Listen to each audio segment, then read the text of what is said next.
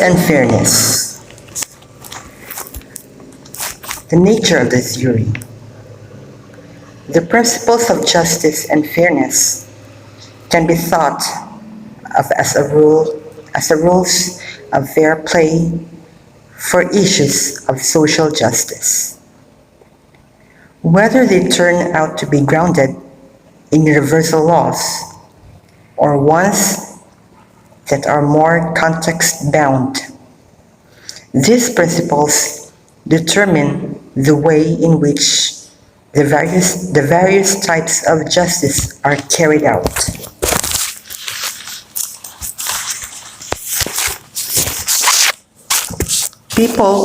People often frame justice issues in terms of fairness and invoke principles of justice and fairness to explain their satisfaction or dissatisfaction with the organizations they are part of, as well as their state or government. They want institutions to treat them fairly and to operate according to fair rules.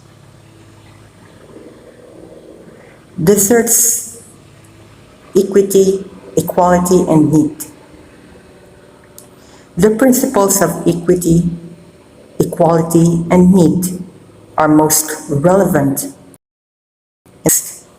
of distributive justice, but might play a role in a variety of social justice issues. These principles all appeal to the notion of desert, the idea that fair treatment is a matter of giving people what they deserve.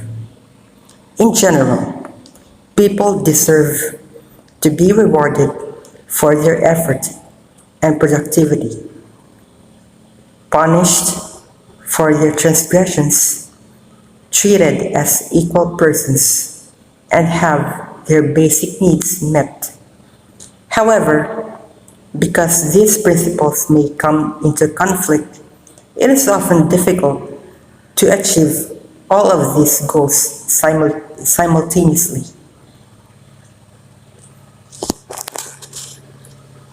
Impartiality, consistency, standing, and trust. Principles of justice and fairness are also controlled to procedural retribution and restorative justice. Such principles are supposed to ensure procedures that generate unbiased, consistent, and reliable decisions.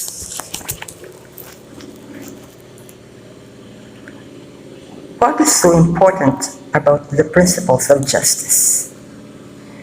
Justice is exactly and how it is achieved are more difficult matters.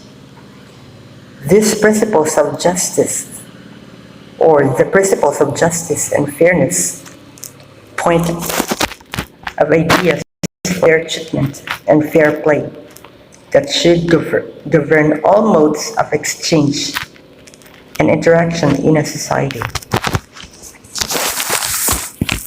The first one is the distributive justice. Distributive justice governs the economic, political, and social frameworks that each society has its own institutions, policies, etc., result in different distributions of benefits and burdens across members of the society.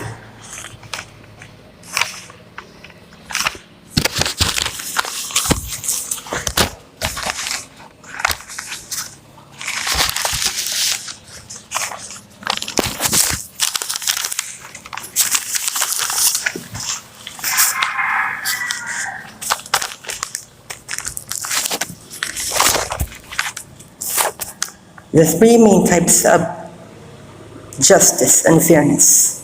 The first one is the capitalism. Capitalism, often thought as an economic system in which private actors own and control property in accord with interests. and demand and supply freely set prices in markets in a way that they can serve the best interest of society. The second one is the socialism, a political and economic system in which property, political philosophy that appeals to socialism on ethical and moral grounds as opposed to, to consumeristic, economic, and egoistic grounds. The third and last is the egalitarianism. Egalitarianism is a position in ethics and in political theory that claims that we should try to reduce inequality.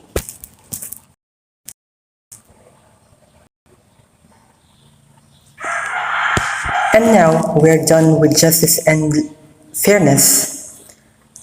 Let us move to utilitarianism. Utilitarianism from egoism has to do with the scope of the relevant consequences. On the utilitarian view, one ought to maximize the overall good that is considered the good of others, as well as one's own good. The classical utilitarians, Jeremy Bentham, John Stuart Mill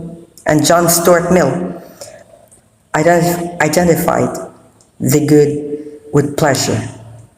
So like Epicurus were hedonists about value. They also held that we ought to maximize the good that is bring about the greatest amount of good for the greatest number. Utilitarianism is also distinguished by impartiality and agent neutrality. Everyone's happiness counts the same. When one maximizes the good, it is the good impartiality considered. My good counts for no more than anyone else. Good. Furthermore, the reason I have to promote the overall good is the same reason anyone else has to so promote the good. It is not peculiar to me.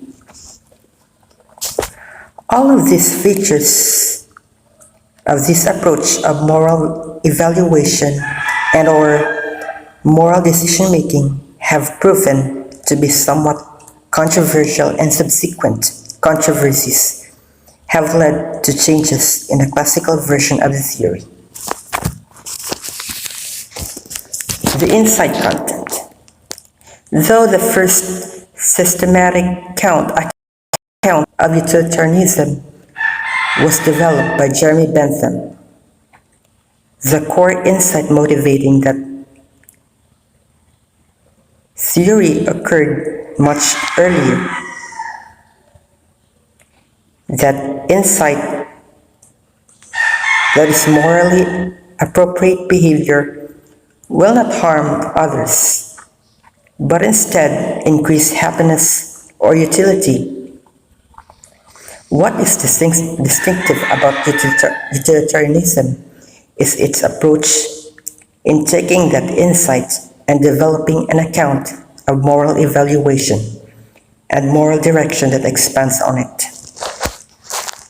Early precursors of the classical utilitarians include the British moralists Cumberland, Shaftesbury, Hutcheson, Gay, and Hume. Of this, Francis Hutcheson is explicitly utilitarian when it comes to action choice. Some of the earliest utilitarian thinkers were the theological utilitarians such as Richard Cumberland and John Gay. They believed that promoting human happiness was incumbent on us since it was approved by God. Origins and nature of theory.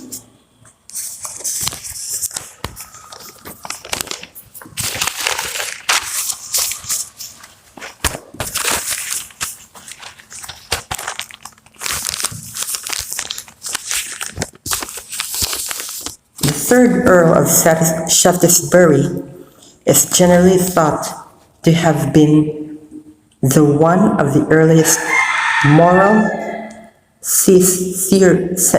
sense theorists, holding that we possess a kind of inner eye that allows us to make moral discriminations. This seems to have been an innate sense of right and wrong, or moral beauty and deformity. Again, aspects of this doctrine would be picked up by Francis Hutcheson and David Hume. Hume, of course, would clearly reject any robust realist implications if the moral sense is like the other perceptual senses and enable us to pick up on properties out there in the universe around us. Properties that exist independent from our perception of them, that are objective. Then Hume clearly was not a moral sense theorist in this regard.